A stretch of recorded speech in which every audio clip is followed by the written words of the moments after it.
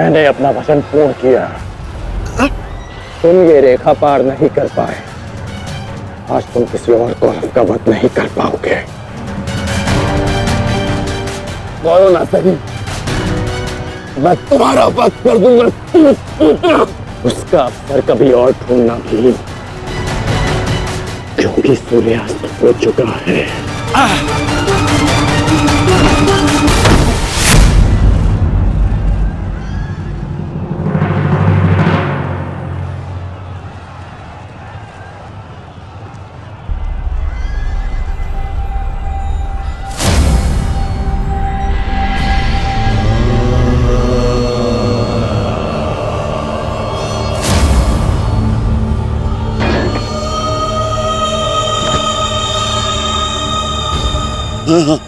अनुज, मुझसे बात करो। तुम्हारा चेष्टा है, उत्तर दो से।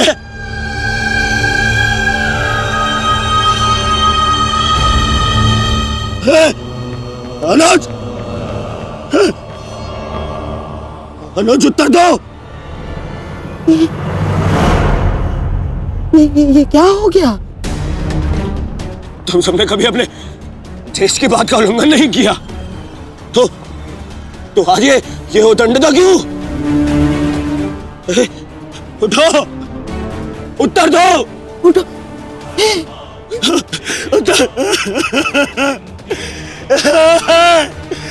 बात करो मुझसे।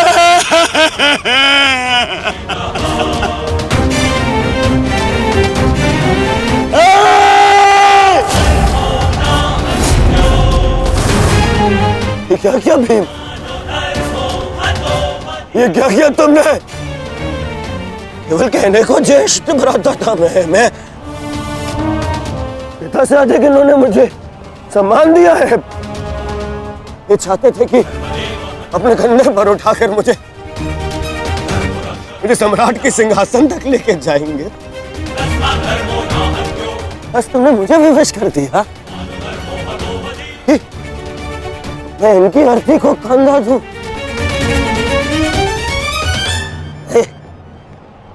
तुमने उचित नहीं किया है भीम, उचित नहीं किया। मैं छोड़ूंगा नहीं तुम्हें, उधर मैं नहीं छोड़ूंगा।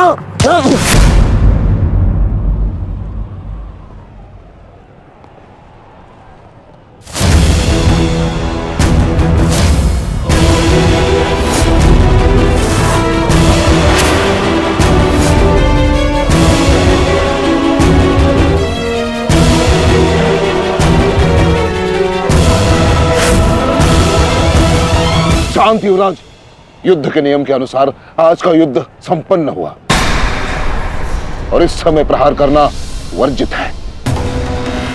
पर प्रतिकार करना नहीं आता है। प्रतिकार नहीं।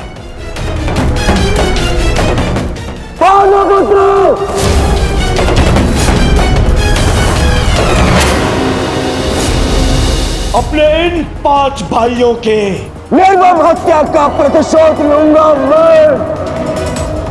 किसी एक को भी जीवित नहीं छोड़ूंगा मैं। ये मेरा वचन है। मेरी प्रतिज्ञा मत भूलो दुर्योधन। तो नियति तुम्हारे 5 भाइयों की हुई है, वही नियति तुम्हारे शेष 95 भाइयों की भी होगी। दुर्योधन! मैं नहीं छोड़ूंगा। राजा भीम रुक जाइए, ये सही समय नहीं है।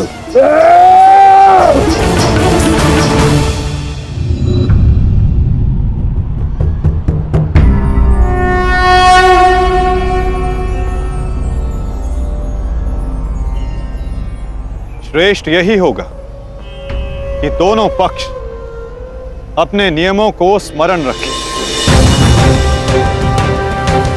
सूर्यास्त्र हो चुका है और उसके साथ ये युद्ध भी समाप्त हो चुका है। आप दोनों अपनी भावनाओं को कल के लिए शेष रखें और वही उचित रहेगा।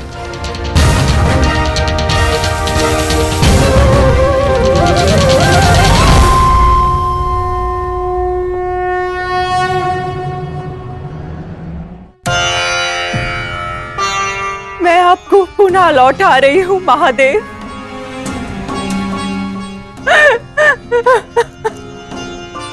आपने मुझे 100 पुत्रों को आशीर्वाद दिया था और आज मुझे उन्हीं पुत्रों की मृत्यु का दुख भी दे रहे हैं।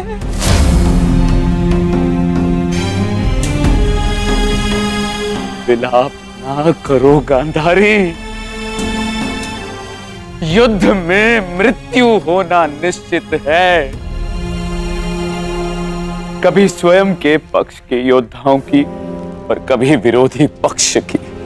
ईश्वर को दोष मत दो, ईश्वर का धन्यवाद करो कि तुम्हारे पुत्रों को वीर गति प्राप्त हुई है। आपके मन को समझाने के लिए ये तर्क पर्याप्त हो सकता है आर्य, परंतु मैं क्या करूं? मैं तो एक माता हूं ना। मेरे तप के बदले महादेव ने मुझे ये आशीर्वाद दिया था, तो फिर ये मेरे तप का फल मुझसे कैसे छीन सकते हैं? कैसे आर्य? पूछिए इनसे, इन्होंने ये अनर्थ क्यों होने दिया? जो पहले मुस्कान दी तो फिर बाद में आंखों में अश्रु भर दिए। ऐसे ईश्वर नहीं चाहिए मुझे, नहीं चाहिए। दासी, तुम इस शिवलिंग को इस कक्ष से, इस महल से बाहर कर दो। मुझे नहीं चाहिए कोई प्रभु, कोई मंदिर, किसी चीज की आवश्यकता नहीं है मुझे। तुम्हें जो उचित लगे तुम वो करोगा। मैं वो करूंगा जो मुझे आवश्यक लगता है। रथ सज्ज करो संजय, मैं इसी क्षण कुरुक्षेत्र जाऊंगा।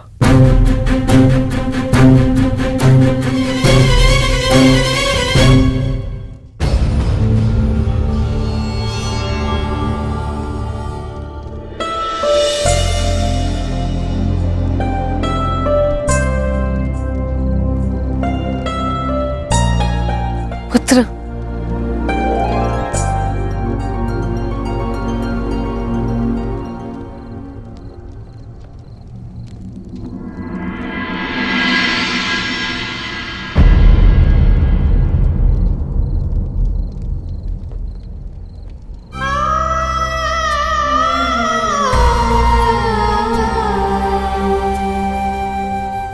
युद्ध में योद्धा को घाव लगना सामान्य बात है। आप चिंतित मत होइए। मैं जो भी कर रही हूं अपना कर्तव्य समझकर नहीं, बल्कि पश्चाताप समझकर कर रही हूं। एक पुत्र को खोने का कष्ट, उसकी पीड़ा एक माता ही समझ सकती है। मैं भी एक माता हूं, परंतु दुर्भाग्य से इस अनर्थ को रोकने में सक्षम नहीं हूं। इसलिए लेप लगा रही हूं, अपने मन के घाव को थोड़ी शीतलता देने का प्रयास कर रही हूं। पुत्र, तुम दुर्योधन के पास जाओ। इस समय उसे अपने मित्र की सबसे अधिक आवश्यकता है।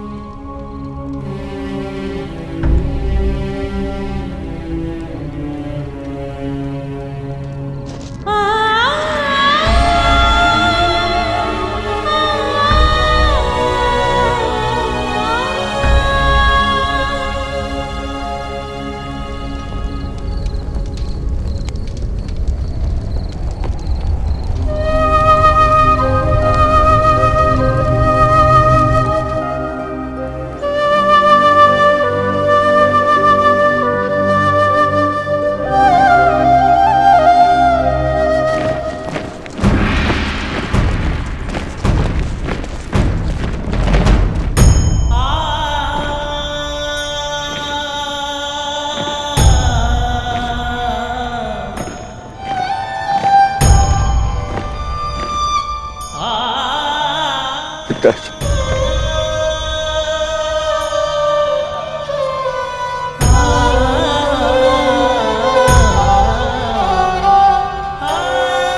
पिताजी, ये मौन रहो और इस अंतिम संस्कार की विधि को रोको।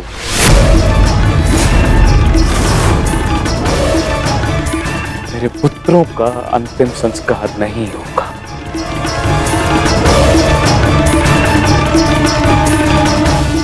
महाराज, ये कैसा अनर्थ करने जा रहे हैं आप? देखिए, इस संसार में आने वाले का और इस संसार से जाने वाले का संस्कार अत्यावश्यक होता है, अन्यथा इनकी आत्माओं को कैसे मुक्ति मिलेगी? क्या कर रहे हैं आप? क्या इस संस्कार से मुझे मेरे पुत्रों को खो देने की पीड़ा से मुक्ति मिल सकती है शकुनी? क्या इस संस्कार से उस दहल पर लगे चिन्ह जो महारानी गांधारी के शरीर पर आज भी है, क्या वो मिट सकते हैं? तुम्हारे लिए वो केवल 5 सैनिक थे, किंतु मेरे लिए वो मेरे अंग, मेरे शरीर, मेरी आत्मा के 5 हिस्से थे, 5 अंश थे। आज मैंने अपनी आत्मा के वो 5 अंश भी खो दिए और इससे अधिक हानि अब मैं सह नहीं सकता। मैं वर्तमान नहीं देख सकता, परंतु भविष्य देखने की क्षमता आ गई है मुझ में। हस्तिनापुर का महाराज होने के नाते ये मेरा निर्णय है कि इस युद्ध को इसी क्षण रोक दिया जाए।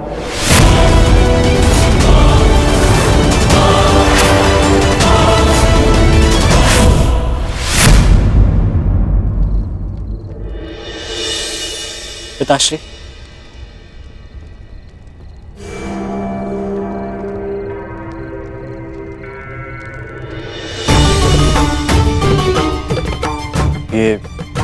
ये किसके लिए? आपके लिए पिताश्री।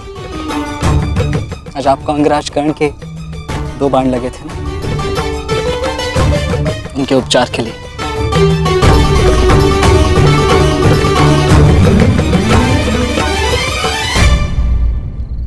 मुझसे अधिक घाव तो तुम्हें लगे हैं पुत्र। मैंने सुना तुम्हारे और दुर्योधन के मध्य हुए द्वंद्व के विषय में। तुम्हें ऐसा नहीं करना चाहिए था अभिमन्यु। दुर्योधन एक दुर्जय योद्धा है, शक्ति में, अनुभव में तुमसे कहीं अधिक। तुम्हें सावधान रहना चाहिए। पिताश्री उचित कह रहे हैं आर्य।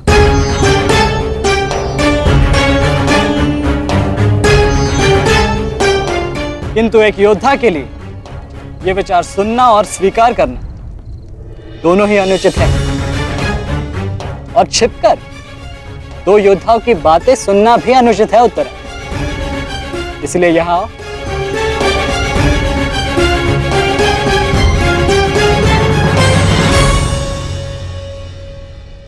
आप ही बताइए पिताश्री, क्या एक पत्नी का अपने पति के लिए चिंता करना अनुचित है? आप कहते हैं तो ये मान जाते हैं, और मैं कहूं तो ये मुझ पे बरस पड़ते हैं।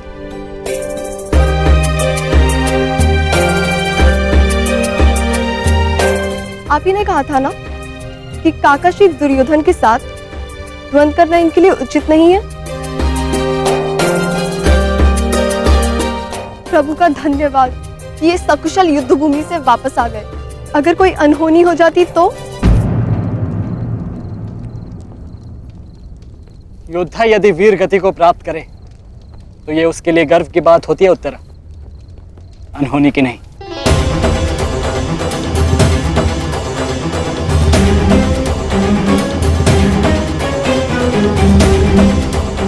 मुझे तुम्हारे साहस और कौशल पर गर्व है पुत्र,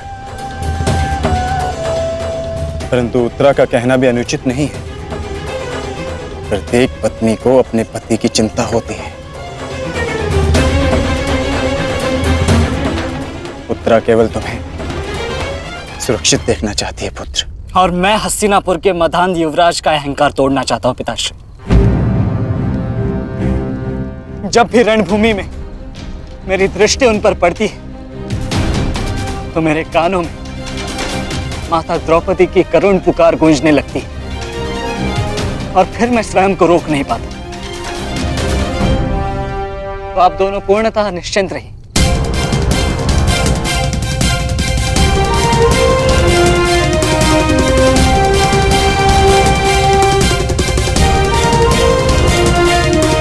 क्योंकि मेरी सुरक्षा के लिए माता यज्ञसेनी का आशीर्वाद है मेरे साथ।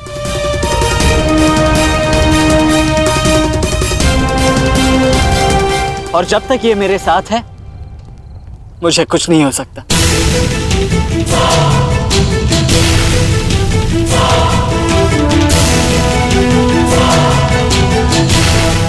आपके तेज के अंश का प्रहार और माता के आशीष की ढाल जब तक मेरे साथ है, मैं काका श्री दुर्योधन क्या समस्त कौरव सेना का सामना अकेले करने में सक्षम हूं। मुझे उन पांडवों से अब विजय नहीं चाहिए। अब मुझे उनसे अपने इन भ्राताओं के मृत्यु का प्रतिशोध चाहिए। अब यदि आपने इस युद्ध में विराम लगाया तो आपके ये 5 पुत्रों वीर वृषसेन, पितामह और अनेक सैनिक उनके इस युद्ध में दिए प्राणों का, उनके प्रयास सब व्यर्थ चले जाएंगे पिताश्री। ऐसा मत कीजिए पिताश्री। रक्त के बदले रक्त लूंगा मैं।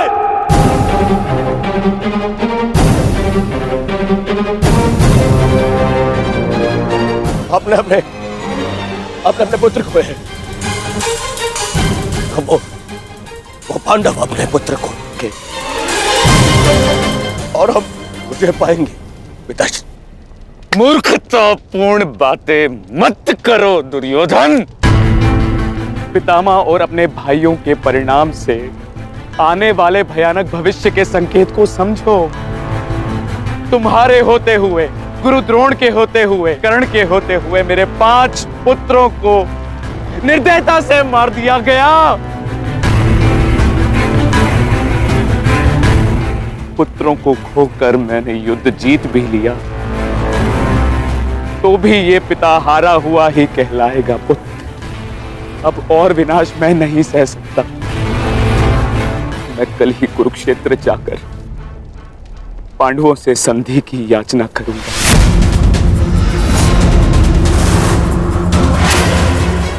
पांडवों से अपने पुत्रों के प्राणों की रक्षा की याचना करूंगा मैं, क्योंकि केवल यही एक मार्ग शेष है। मुझे इस युद्ध भूमि, इस युद्ध से दूर रखने का एक और उपाय है पिताश्री।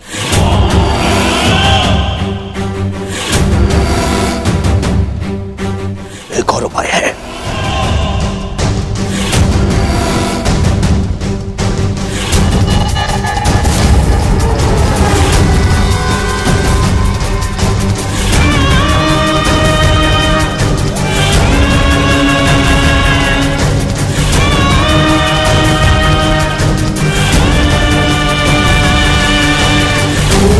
उपाय ये है कि आप इसी क्षण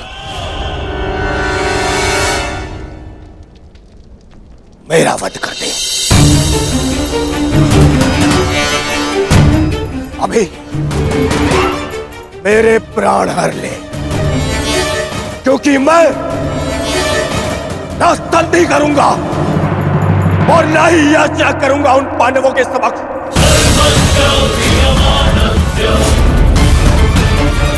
उठाइए इस तलवार को और वध कर दीजिए अपने इस एक पुत्र का। अपने इस एक पुत्र का वध करके बचा लीजिए अपने शेष 94 पुत्र।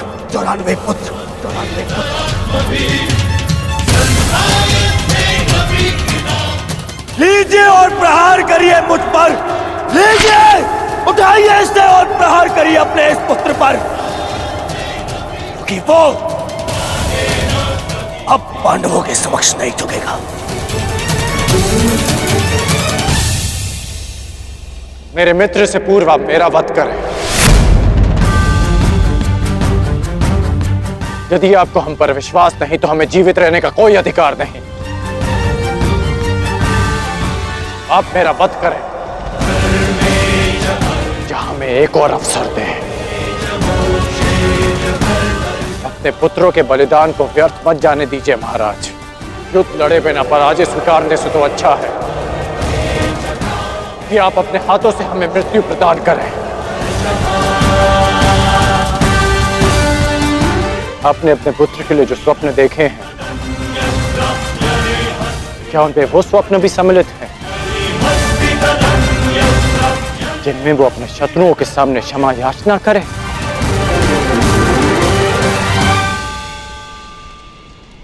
जिसके शीश पर आप सदा सम्राट का मुकुट देखना चाहते हैं, क्या उसके पैरों में बेड़ियां देख पाएंगे आप? यदि हां, तो आप मुझे मृत्यु प्रदान करें, और यदि ना, तो आप मुझे एक अवसर दीजिए। आप हमारे महाराज हैं, हम सब आपके आदेश के अधीन हैं, किंतु आपका ये आदेश हस्तिनापुर और समस्त कौरव वंश के आत्मसम्मान को सदा के लिए नष्ट कर देगा।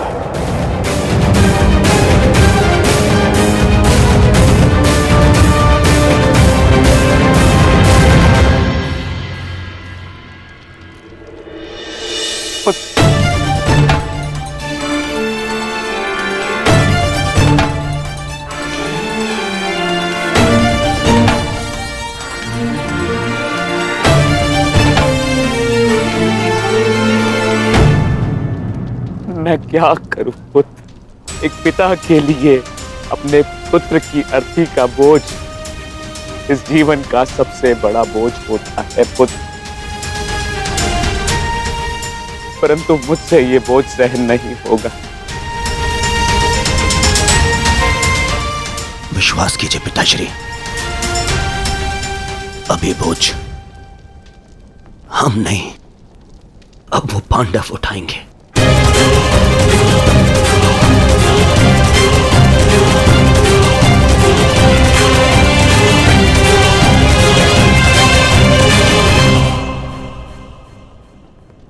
आइए पिताश्री, मेरे वीर भ्राताओं को ससम्मान विदा करें।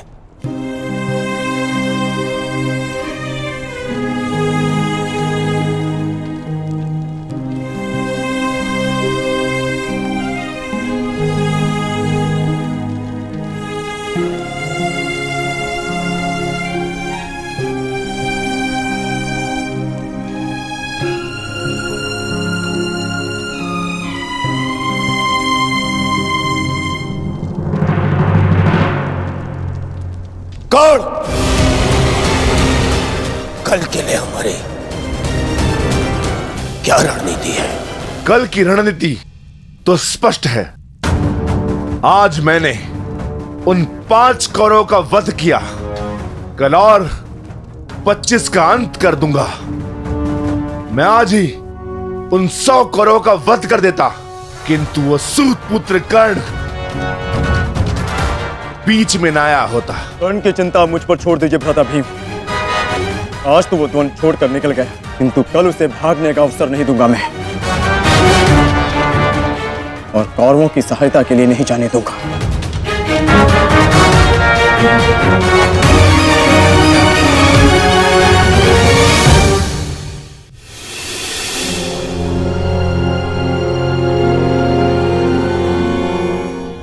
महाभारत का 12वां दिन है कल,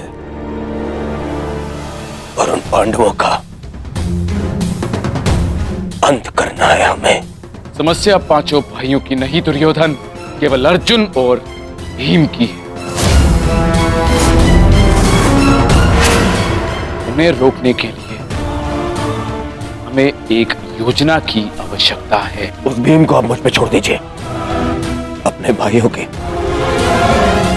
मृत्यु के मैं स्वयं प्रतिशोध लूंगा। और अर्जुन को रोकेगा कर्ण। गुरु द्रोण अर्जुन के लिए पर्याप्त है मेरे होने वाले सम्राट। अर्जुन मेरा लक्ष्य है, उसे रोकने में मैं सक्षम हूं। तुम्हारे कौशल और सक्षमता पर मुझे कतई संदेह नहीं है अंगराज, परंतु पता नहीं क्यों तुम उसका उपयोग नहीं कर पा रहे हो। नहीं तो आज युद्ध के आरंभ में ही वास्तविक शक्ति का उपयोग करके तुम अर्जुन का अंत कर सकते थे कर्ण, परंतु तुमने ऐसा नहीं किया। आपको तो कुशलता दिखानी थी, परंतु स्मरण रहे, ये समय कुशलता दिखाने का नहीं है अंगराज। शीघ्र अतिशीघ्र युद्ध समाप्त करने का है। और यदि तुमने आज ऐसा किया होता अंगराज कर्ण, तो आज 5 कौरवों की नहीं 5 पांडवों की चिता जल रही होती। मामाजी, कर्ण को कब कौन सा अस्त्र चलाना है, यह निर्णय उस पर छोड़ दीजिए। आज हम सब ने कर्ण का कौशल देखा है। मेरे अन्य भ्राता आज सुरक्षित है तो वो कर्ण के कारण। अरे परंतु का समय नहीं है मामाजी, और न ही आरोप प्रत्यारोप का। ये समय है साथ रहने का, उनका और उनके उन उदंड पुत्रों के अंत करने का समय है ये।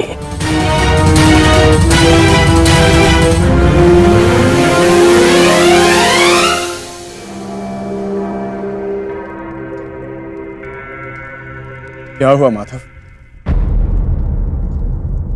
आप इतने अशांत प्रतीत क्यों हो रहे?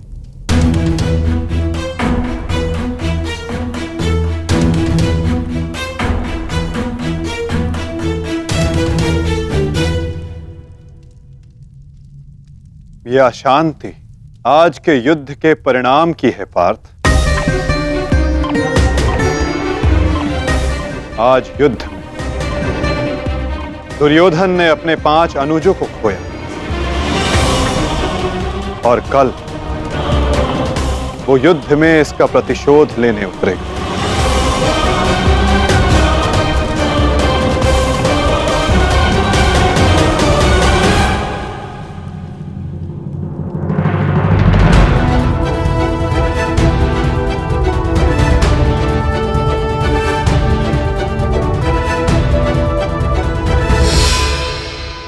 आचार्य की व्यूह रचना तुम सुन चुके हो मित्र, तो तुम्हारे मन में कोई विचार है? यदि सेनापति द्रोणाचार्य आज्ञा दें तो मेरे पास एक योजना है। अवश्य कहो अंगराज।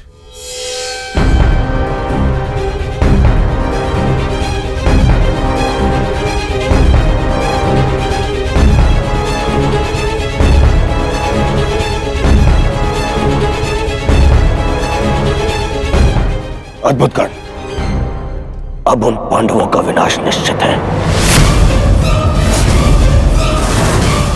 अब उन पांडवों से मैं अपने भ्राताओं की मृत्यु का प्रतिशोध अवश्य लूंगा। कल दुर्योधन युद्ध में क्रोध में अपना प्रतिशोध पूर्ण करना चाहेगा, और अंगराज कर्ण कल इस युद्ध को समाप्त करना चाहेंगे, और उनका लक्ष्य होंगे धर्मराज युधिष्ठिर।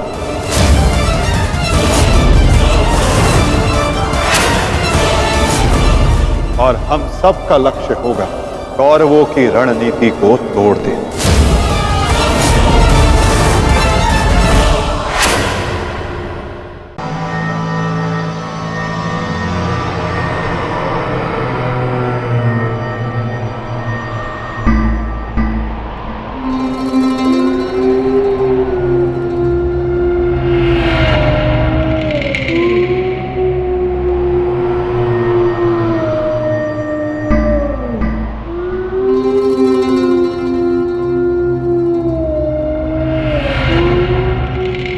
युद्ध भूमि में उल्लू का रुदन शुभ संकेत नहीं है माधव।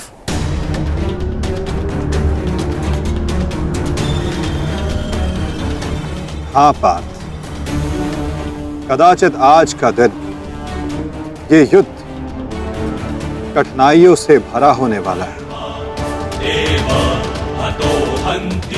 आज की परिस्थितियों के लिए सज्ज रहना पार्थ।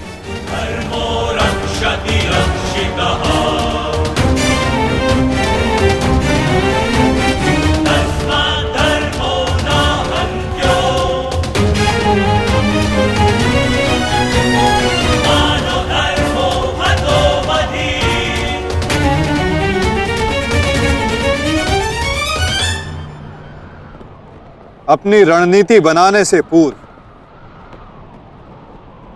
हमारे लिए शत्रु का मन जान लेना, उसकी रणनीति जानना हमारे लिए आवश्यक है।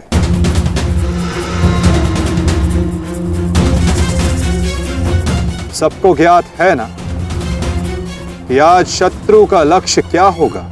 युधिष्ठिर को बंदी बनाना हमारा आज का लक्ष्य होगा।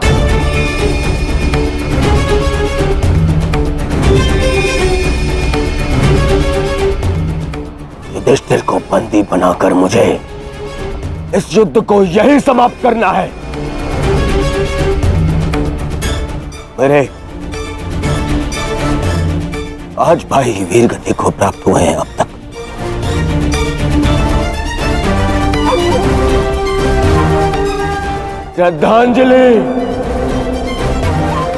श्रद्धांजलि देनी है मुझे उन्हें।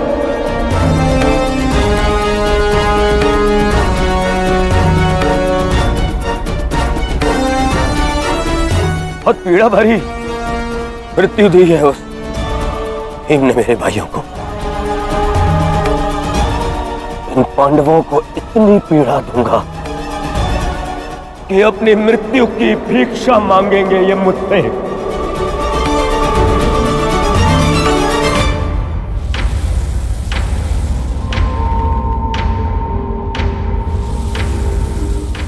मित्रगण, वचन दो मुझे, आज चाहे जो भी तुम्हारे मार्ग में आ जाए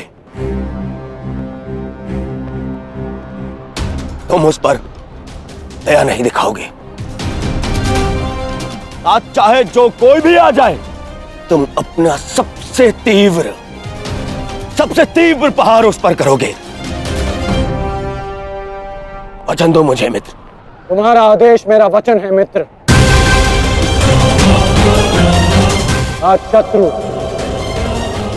कर्ण का एक भिन्न रूप देखेंगे।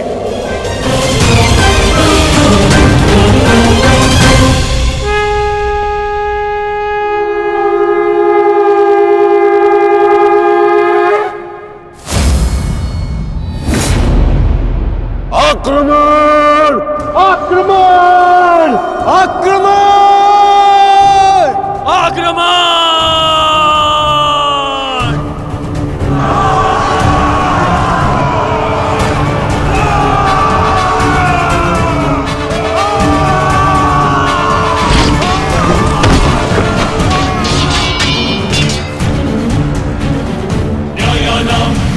उनका अस्त्र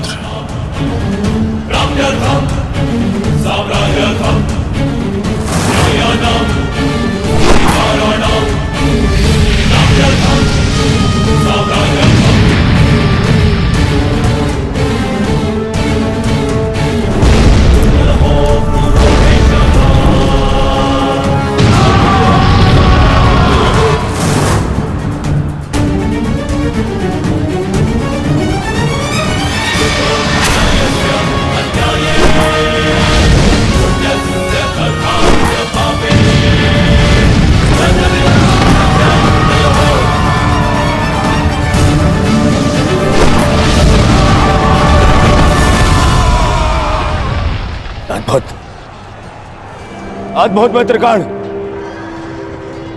अद्भुत। अपना मार्ग ज्ञात है ना सभी को?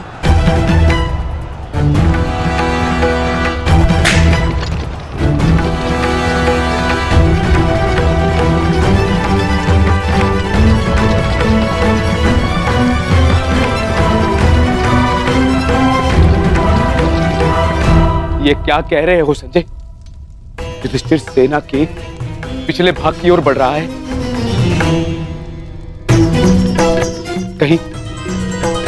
कहीं उसे हमारी रणनीति का भान तो नहीं हो गया कि कौरव युधिष्ठिर को बंदी बनाना चाहते हैं? ये तो मुझे ज्ञात नहीं है महाराज, किंतु युवराज दुर्योधन इस बात से बहुत व्यग्र हो रहे हैं।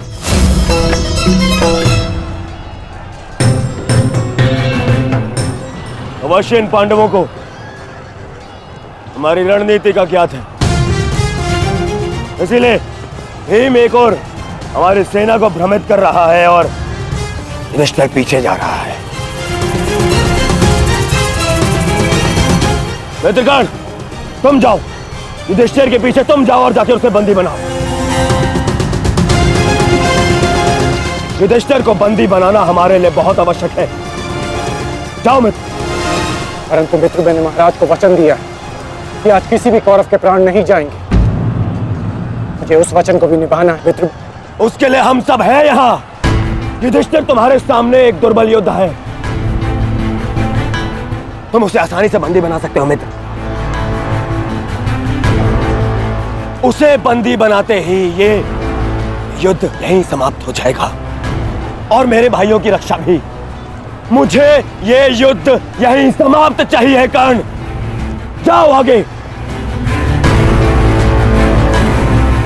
ठीक है मित्र, परंतु मेरी योजना स्मरण रखना। मुझे तुम्हारी योजना स्मरण रहेगी मित्र। आगे बढ़ो। तब से युधिष्ठिर के रथ की ओर तीव्र गति से आगे बढ़ो।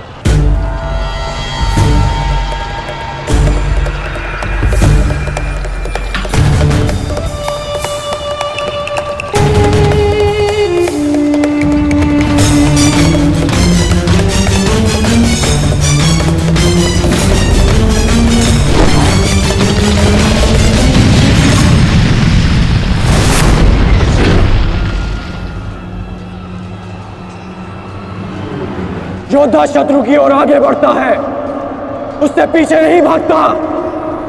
मैं तुम्हें युद्ध का आह्वान देता हूं कौन्तेय।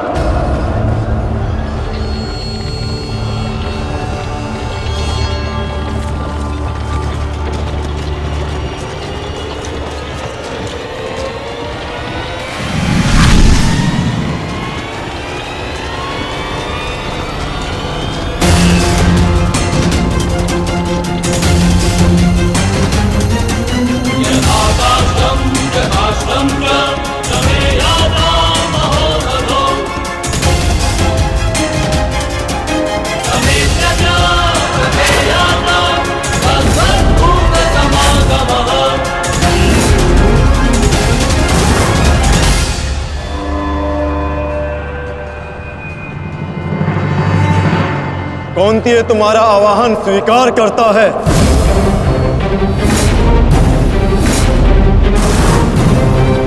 कल आपने मेरे साथ छल किया माधव। नहीं अंगराज, छल नहीं, ये रणनीति है।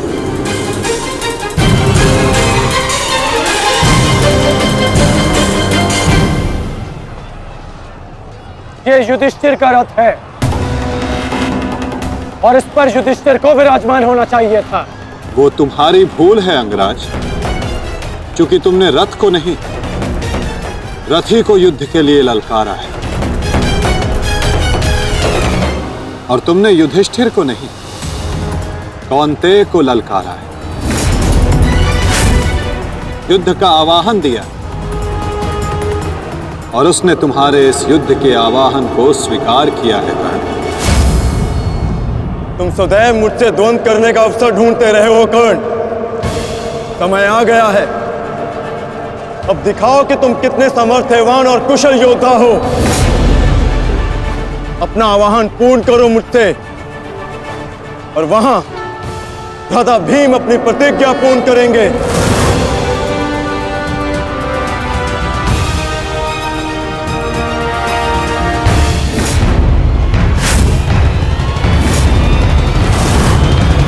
आज मैं 95 कौरवों का अंत कर दूंगा।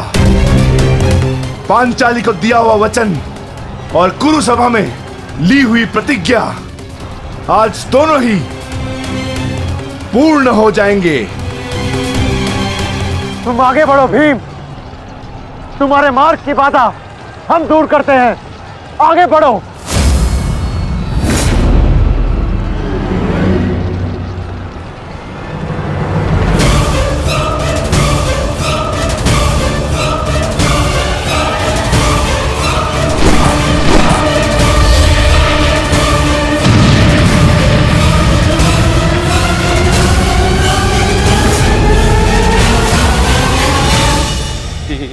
ये क्या कह रहे हो संजय?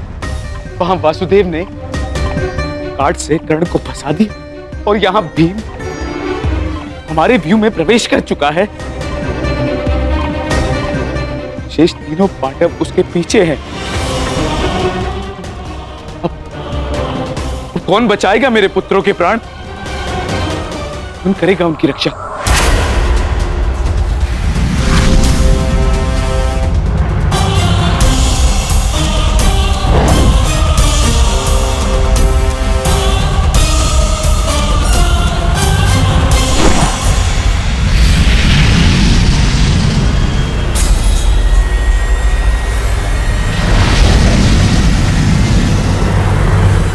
कर्ण का संकेत है।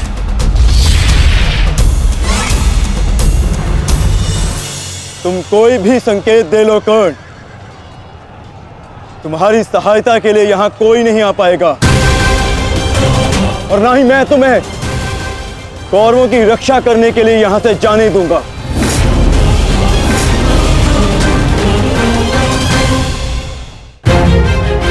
तुम कोई भी संकेत दे लो कर्ण, तुम्हारी सहायता के लिए यहां कोई नहीं आ पाएगा। कौन कहता है कि मैं रक्षा के लिए संकेत दे रहा हूं? माधव भले ही तुम्हारे सारथी हैं, किंतु इनकी नीति मैं तुमसे अधिक पहचानता हूं। तुमने भले ही माधव की सहायता से मुझे युद्ध क्षेत्र से अलग कर दिया, किंतु मेरी रणनीति को विफल नहीं कर पाओगे अर्जुन।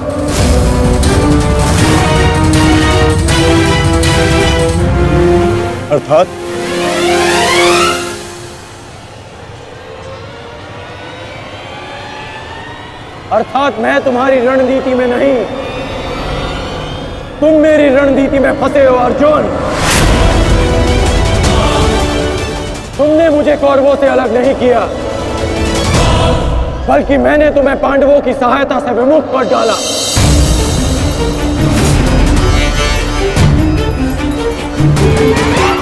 अब तुम भीम की सहायता नहीं कर पाओगे अर्जुन, और भीम किसी कौरव का वध नहीं कर पाएगा।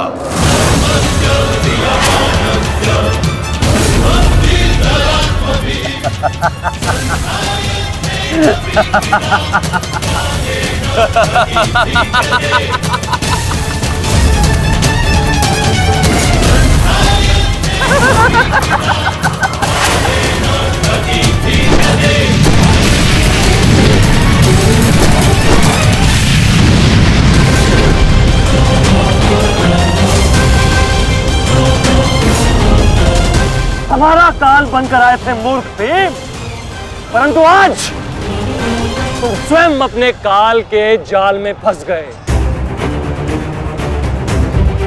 प्रिय भ्राता भीम,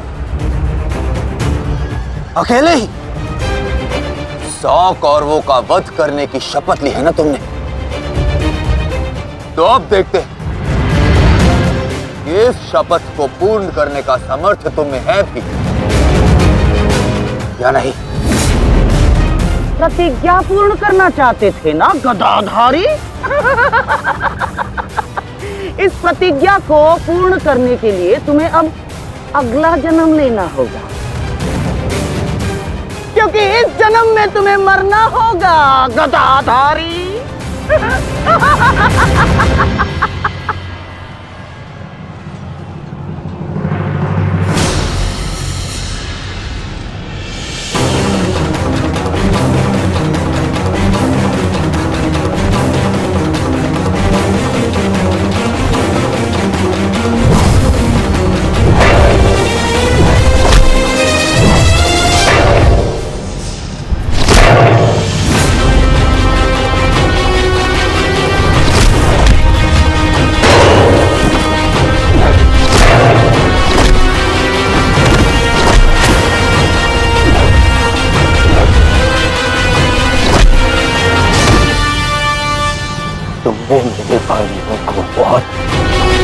निर्दयता से मारा है भीम। आज मैं तुम्हारे लहू से उनका तर्पण करूंगा।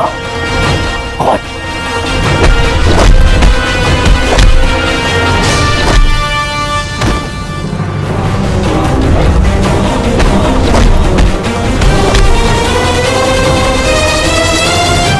आज मैं तुम्हारे लहू से उनका तर्पण करूंगा। आज भीम, आज मैं अपने भ्राताओं की मृत्यु का प्रतिशोध लेकर रहूंगा। सावधान!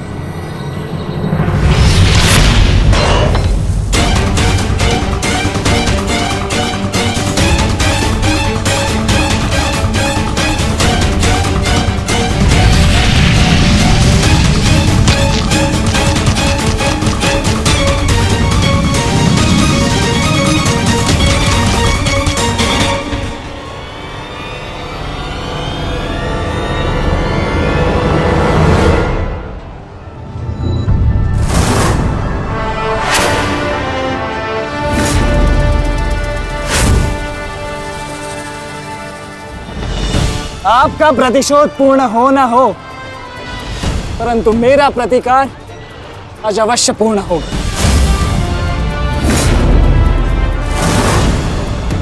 अभिमन्यु, दो योद्धाओं के बीच में आना युद्ध नियमों के विरुद्ध। 6 महारथियों ने अकेले ताचरी भीम को घेरा है। नियम तो आपने भंग किया है, तो अब यह अधिकार मुझे भी है।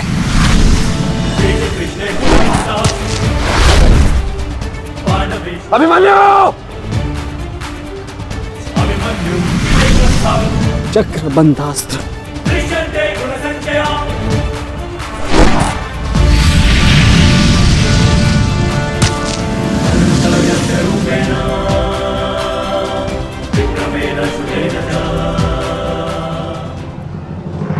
अभिमन्यु, तुम भूल रहे हो, मैं तुम्हारे पिता के आचार्य का पुत्र हूं। चक्रबांध अस्त्र का तोड़ मैं जानता हूं। चक्र विपरीत अस्त्र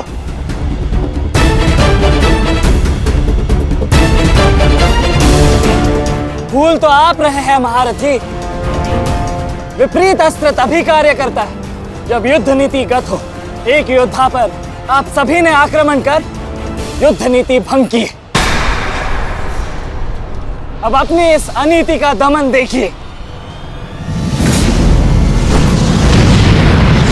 बालक! बालक! मेरी शत्रुता तुमसे नहीं है। मेरे मार्ग से हट जाओ, अन्यथा अपने प्राणों से हाथ धो बैठोगे। धो तो आज मैं उस कलंक को दूंगा जो मेरे परिवार के माथे पर है, कि अपने कुलवधु के अपमान का प्रतिकार नहीं कर पाए।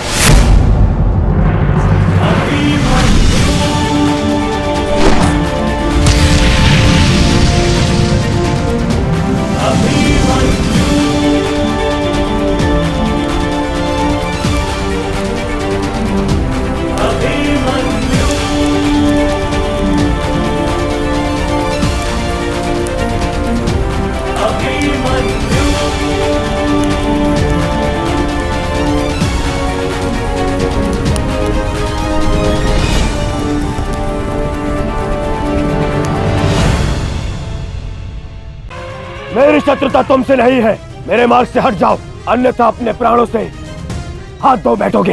धो तो आज मैं उस कलंक को दूंगा जो मेरे परिवार के माथे पर है, कि अपने कुलवधु के अपमान का प्रतिकार नहीं कर पाए।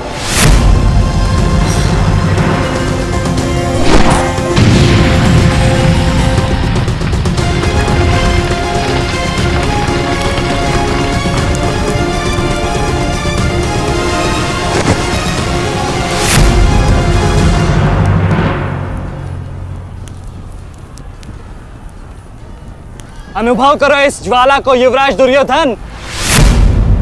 ये वही ज्वाला है जो इतनी वर्षों से मेरी माता के हृदय में धधक रही है।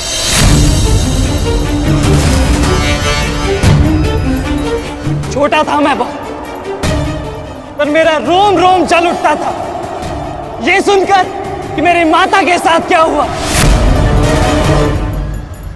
सोचो मेरे माता पिता और मेरे काका पर क्या बीती होगी जब उन्होंने वह दृश्य देखा। मेरे माता पर क्या बीती होगी जब सहस्त्रों आंखें उनके वस्त्रहीन होते शरीर पर पड़ रही थी। आज मैं आपको उस अपमान का अनुभव कराऊंगा। आपकी पूरी सेना और महारथियों के समक्ष आपका वस्त्राहरण करूंगा और कोई कुछ नहीं कर पाएगा।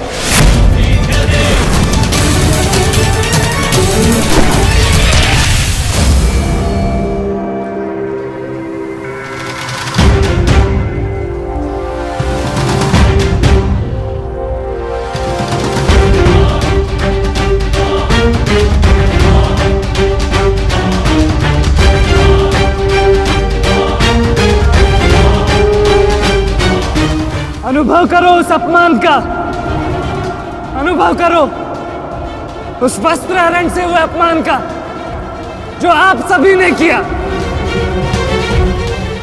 नदी जब सीमा तोड़ती है तो बाढ़ आती है। आज आपकी पाप की धारा की बाढ़ में आप स्वयं बह जाएंगे काकाश्री।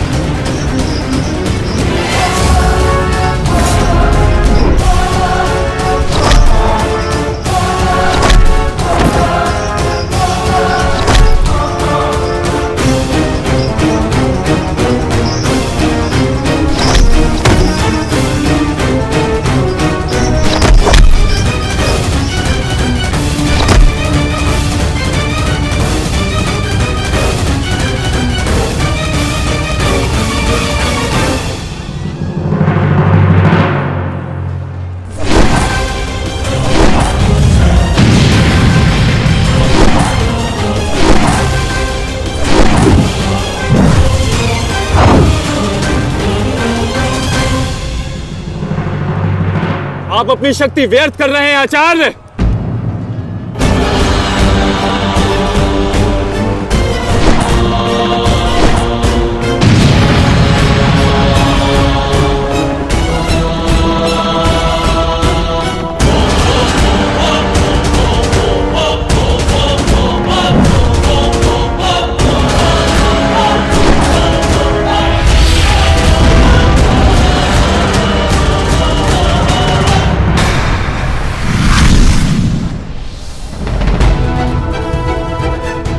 दुर्योधन को मेरी सहायता की आवश्यकता है। चलो सत्यसेन।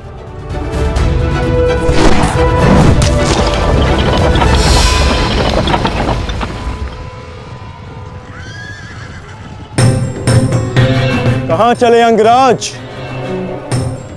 मैं जानता हूं कि तुम्हारे मित्र पे आए संकट का संदेश तुम्हें मिल चुका है, परंतु मैं तुम्हें जाने नहीं दे सकता। तुम कदाचित मुझे रोक सकते थे अर्जुन, परंतु तुमने एक भूल कर दी। तुम अपने रथ पर नहीं हो अर्जुन। हाँ, वासुदेव तुम्हारे सारथी हैं, परंतु महाबली हनुमान का आशीर्वाद तुम्हारे रथ पर नहीं।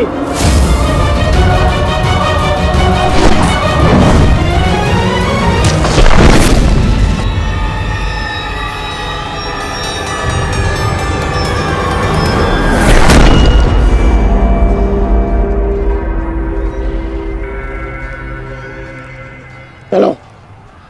मैं अभी भी पराजित नहीं हुआ हूं कर्ण। तुम इस प्रकार द्रोण छोड़कर नहीं जा सकते।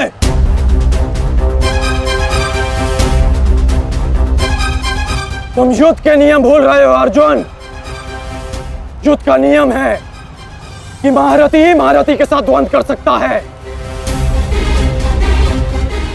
और तुम रथ विहीन हो, इसलिए मैं तुम्हारे साथ द्वंद्व नहीं कर सकता। पहले अपने रथ का पहिया सुधारो, फिर आकर मुझे युद्ध का आह्वान देना, क्योंकि परशुराम शिष्य कर्ण नियम तोड़कर युद्ध नहीं करेगा।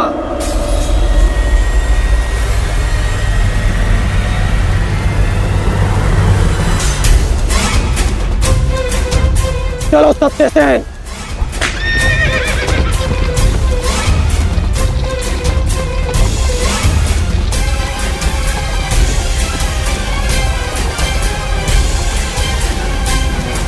अब समझे पार्थ कि मैं कर्ण की प्रशंसा क्यों करता हूं।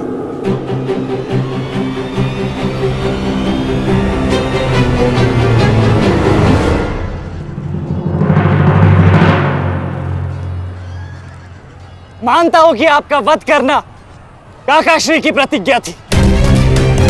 उनकी प्रतिज्ञा को भंग करने का दंड मैं सह लूंगा, परंतु आज अपनी माता के अपमान का दंड मैं आपको अवश्य दूंगा।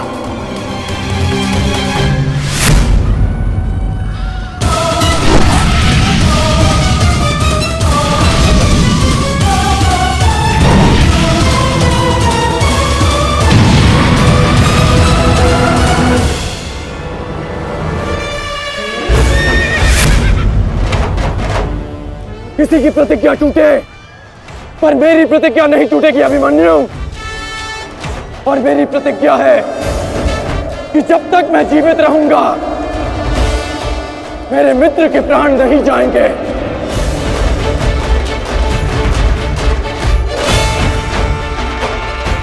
यदि जीवित रहना चाहते हो तो पीछे हट जाओ अभिमन्यु।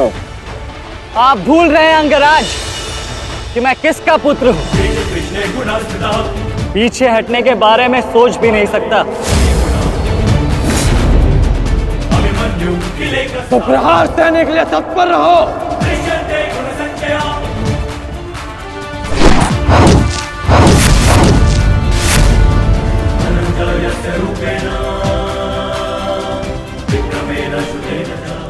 ये मेरे लिए पर्याप्त नहीं अंगराज।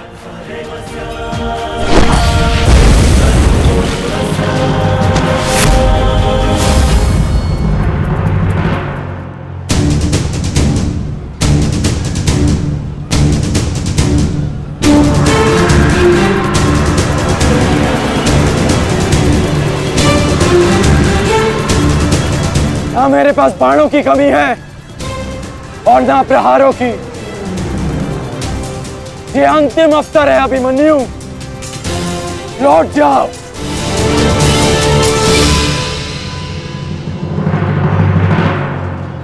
तो मेरे तुनीर में भी उत्तर प्रस्तुत है अंगराज।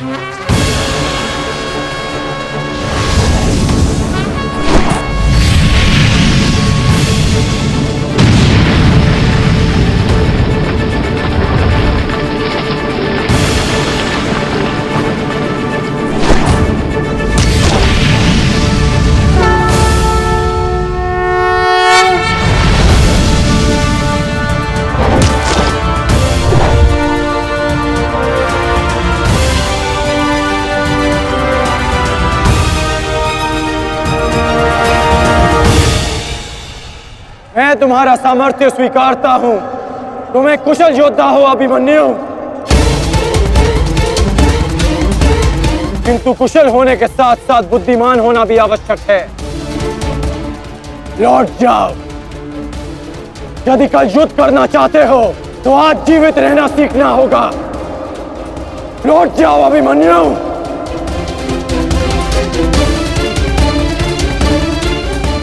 एक योद्धा के लिए आज या कल नहीं होता अंगराज। उसके लिए केवल वो ही पल होता है जिसमें वो मृत्यु के सामने खड़ा होता है। एक वीर योद्धा से सुना था मैं, हे मृत्यु, तैयार यदि तू आने को, प्रसन्न मुखा। द्वार खुला है, तेरा स्वागत, प्रसन्न मुखा।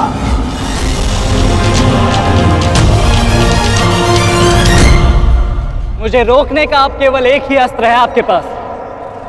यह आपको मेरा वध करना होगा। तो लीजिए अंगराज, अपने पुत्र के मृत्यु का प्रतिशोध लीजिए। आपके समक्ष आज वो योद्धा खड़ा है जिसके पिता ने आपके पुत्र का वध किया था। प्रतिकार कीजिए अंगराज, रुके क्यों है? क्योंकि जो पीड़ा मैंने सही,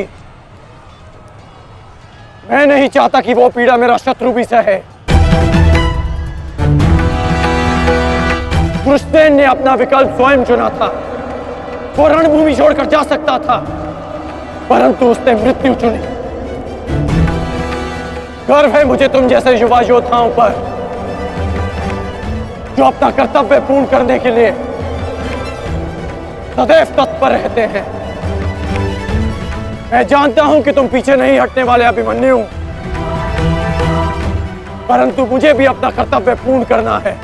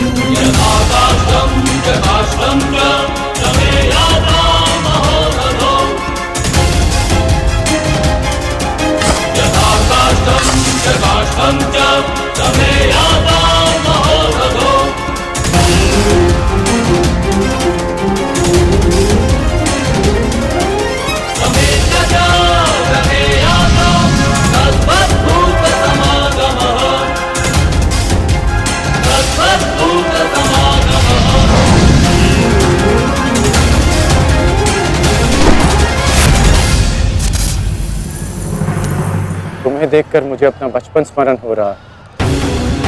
अभी तुम्हारा जीवन आरंभ हुआ है वत्स। इसे इस प्रकार व्यर्थ मत करो।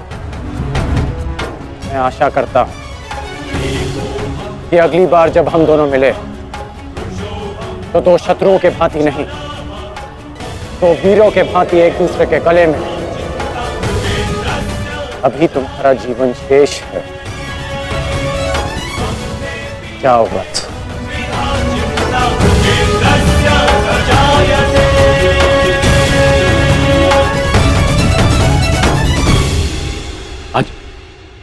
आज कौरवों की विजय हुई है गांधारी।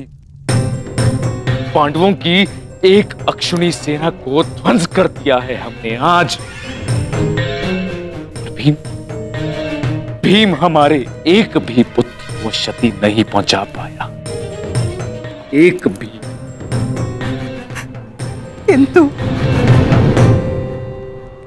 किंतु दुर्योधन का क्या महाराज?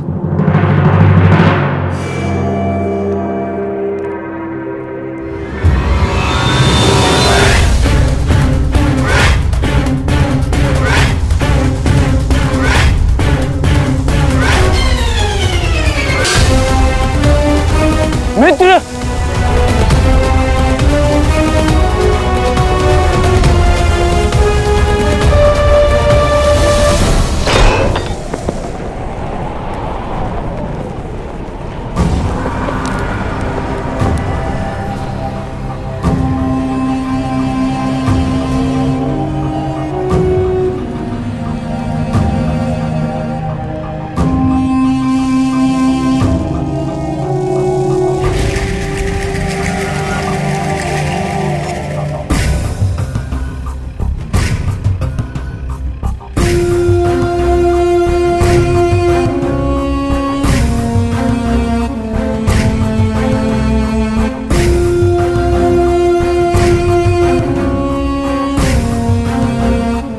आज मैं आपको उस अपमान का अनुभव कराऊंगा। आपकी पूरी सेना और महारथियों के समक्ष आपका वस्त्रहरण करूंगा। परंतु आज अपनी माता के अपमान का दंड मैं आपको अवश्य दूंगा।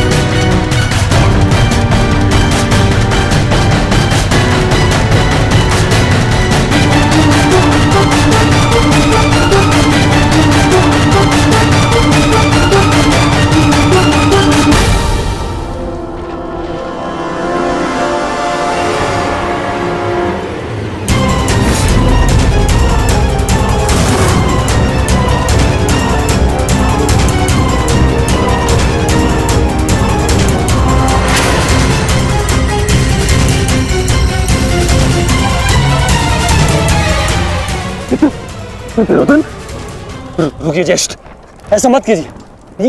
ये क्या कर रहे हैं आप? दुर्योधन, दुर्योधन, ये सब कुछ क्या है? आज के इस युद्ध में हमें विजय मिली है, फिर ये सब कुछ क्यों कर रहे हो तुम? ऐसी विजय जो अपमान की थाली में सजा कर मिले, ऐसी ही विजय से श्रेयस्कर है कि मृत्यु को पालूं। मेरे जीवन में कभी मेरा इतना अपमान नहीं हुआ है। अब इस जीवन का और कोई मूल्य नहीं। मैंने ये युद्ध संपत्ति के लिए नहीं, अपने हट, अपने सम्मान के लिए बुलाई थी। अब जब सम्मान ही नहीं रहा तो इस विजय का मैं क्या करूंगा? मेरी सेना के सामने विश्व के महानतम योद्धाओं के रहते वो 16 वर्ष का बालक मेरे वस्त्र हरण कर गया और चेतावनी देकर गया है कि युद्ध में जब भी मिलेगा पुनः यही दोहराएगा। अब ये वस्त्र हरित दुर्योधन सम्राट बन भी गया। कैसे अपनी सेना से, अपनी प्रजा से आंख मिला पाऊंगा मैं? इस लज्जा के साथ मैं अब जीवित नहीं रह सकता। नहीं दुर्योधन, देखो अपने क्रोध पर काबू पाओ। देखो विजय हमारे निकट है दुर्योधन, मानो मेरी बात। छोड़िए मुझे मामाश्री, छोड़िए मुझे, अन्यथा इस अग्नि में मैं अपने आप से पहले आपकी आहुति दे दूंगा। छोड़िए मुझे। नहीं। छोड़िए, छोड़िए मुझे।